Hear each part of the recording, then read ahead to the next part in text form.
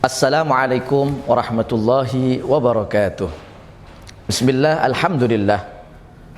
Alhamdulillahi rabbil alamin. Wa bihi nasta'in ala umuri dunya waddin.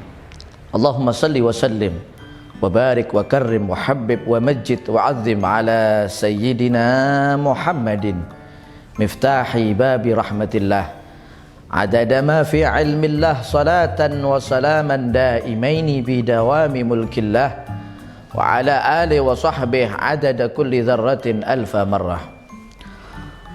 Subhanaka la ilma lana illa ma 'allamtana innaka antal alimul hakim. Rabbi shrah li sadri wa yassir li amri wa hlul 'uqdatam min lisani yafqahu qawli. Amin amin ya rabbal alamin. Alhamdulillah. Ikhwani wa akhwati, para pemirsa dimanapun antum dan antumnya berada, mudah-mudahan kita semuanya diberi kucuran taufik rahmat dari Allah Subhanahu wa taala sehingga kita selalu diberi kesempatan oleh Allah untuk selalu mendekatkan diri kita kepadanya, untuk selalu mensyukuri daripada nikmat-nikmat yang sudah Allah berikan kepada kita semuanya. Alhamdulillah. Ala kulli hal, kita saat ini masih diberi kesempatan oleh Allah, mata kita bisa melihat, telinga kita bisa mendengar daripada konten yang insya Allah positif ini, konten yang insya Allah bisa menggembirakan baginda Nabi Muhammad SAW. Banyak di luar sana membuat konten YouTube atau media-media sosial yang wala'iyadzubillah Rasulullah sedih, Nabi kita Muhammad SAW yabki, bahkan menangis wala'iyadzubillah. Kenapa? Melihat umatnya yang seperti itu. Wa syukur alhamdulillah di SD Islam di Ponorogo, di Yayasan Pendidikan Islam di Ponorogo, yayasan yang dibangun, diasaskan, digariskan oleh para aslaf kita, para habaib kita yang soleh, wali min auliyaillah. Bagaimana tertulis di prasasti, bukan orang-orang sembarangan orang-orang hebat. Dan alhamdulillah di konten yang positif ini, Al-Fakir selaku pengajar di SD Islam di Ponorogo akan sedikit mengambil faedah daripada kalam-kalamnya orang-orang yang soleh, daripada hadis Nabi Muhammad SAW.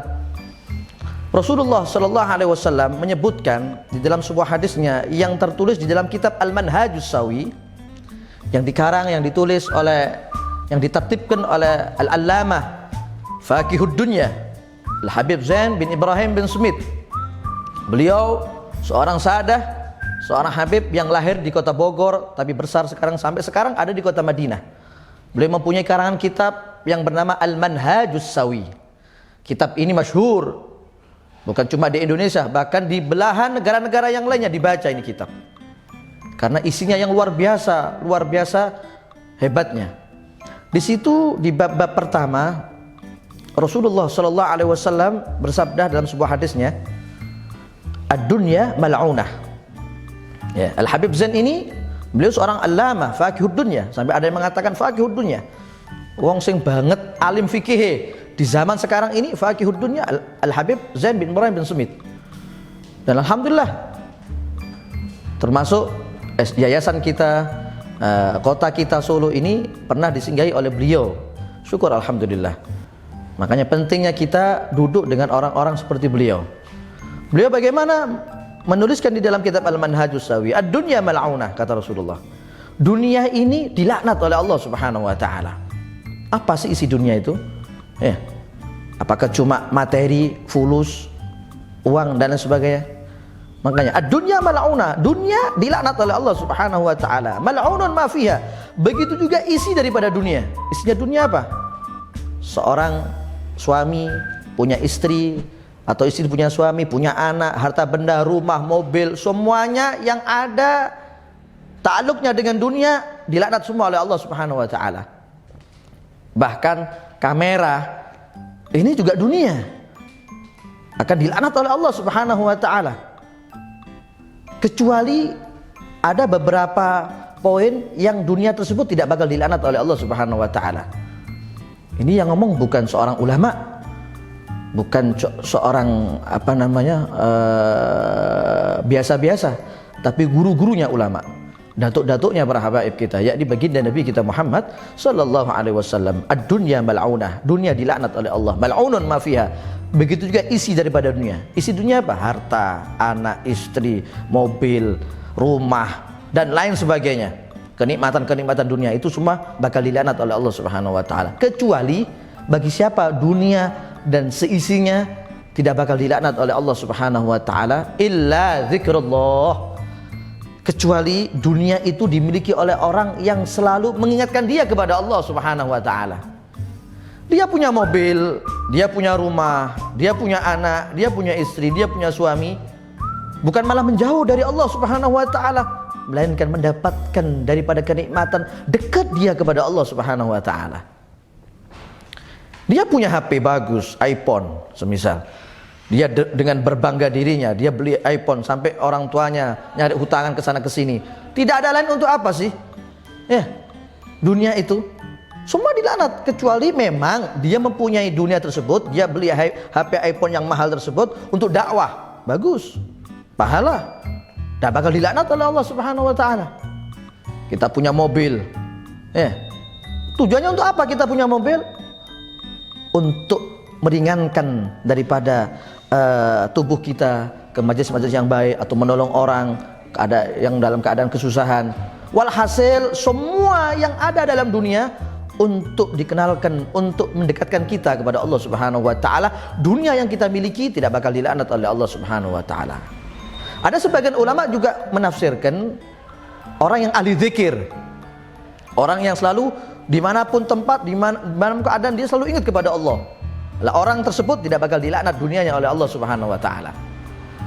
Ya, sebagaimana kita ketika kita hadir majelis, kita dapat suguhan syahyi, wala kahwa atau teh atau kopi, kita minum. Lah dunia yang kita miliki barusan, teh atau kopi yang disuguhkan, bukan melaknat kita, justru dia semuanya ini akan mendoakan kita. Bahkan farhan, senang dia. Kopi ketika kita minum, kopi itu mendoakan kita. Teh yang kita minum akan mendoakan diri kita. Bahkan makanan-makanan yang dihidangkan oleh thalabul ilm, pencari ilmunya Allah Subhanahu wa taala, makanan yang dihidangkan di majelis-majelis ta'lim akan mendoakan kita, bukan melaknat kita, bukan. Karena apa? Di situ wasilah, membuat wasilah pelantara dia mengenal Allah Subhanahu wa taala dan Nabi Muhammad sallallahu alaihi wasallam. Illa zikrullah, kecuali orang yang selalu ingat kepada Allah, kecuali dunia yang membuat dunia tersebut menjadi wasilah untuk mengenal bahkan mengerti syariatnya Allah Subhanahu wa taala. Maka orang yang punya rezeki dunia, orang yang punya kenikmatan dunia seperti ini, dunianya tidak bakal dilaknat oleh Allah Subhanahu wa taala. Itu yang pertama, illa zikrullah. Wa ma walah, yang seartian dengan zikir. Apa? Ketika kita hadir majlis ta'lim, majlis zikir, majlis istighosa, majlis yang ketika kita duduk di situ kita mengingat Allah, kita mengingat Nabi Muhammad, bagaimana syariatnya Allah Subhanahu wa taala. Nah, ketika kita duduk di tempat itu kok kita dapat daripada maaf makanan-makanan atau yang lain sebagainya, kita tidak bakal dilaknat oleh Allah Subhanahu wa taala. Karena apa? Ya memang itu salah satu daripada dunia kita tidak bakal melaknat kita. Wa mawalah aliman wa muta'alliman. Begitu juga orang yang alim, mengerti ilmu agama Allah, mengerti syariatnya Allah Subhanahu wa taala, dan muta'allim, orang yang belajar, santri, para siswa-siswi. Jangan sampai panjenengan antum semuanya bapak ibu di rumah yang dirahmati oleh Allah khawatir tentang bagaimana kondisi rezeki anak kita. Selagi anak kita sekolah, mengaji, belajar ilmu agama, mendalami daripada ilmu agama Allah Subhanahu wa taala, insyaallah Allah akan jamin. Tidak usah khawatir. Karena apa? Allah sendiri, Rasulullah sendiri yang mengatakan, dunia yang dimiliki oleh orang yang alim, orang yang muta'alim, jadi santri, tidak bakal dilaknat oleh Allah Subhanahu wa taala. Akan berkah, akan nikmat, dan bahkan dikasih keberkahan dan kebanyakan, maksudnya ditambah-tambahi lagi oleh Allah Subhanahu wa taala. Maka dari itu jangan sampai kita termasuk orang yang dikasih rezeki dunia oleh Allah, lalu rezeki kita dunia yang berupa dunia melaknat kita, wal iyadu billah.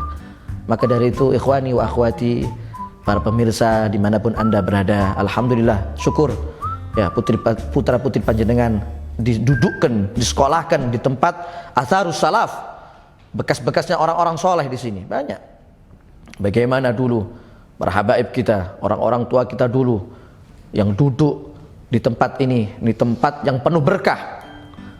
Dan memang diajarkan, bahkan di Al-Quran, di hadis, memang ada tendensi atau dalil yang memang kita harus mencari daripada keberkahan, baik itu di dalam tempat, baik itu dalam masa, waktu, atau dimanapun itu.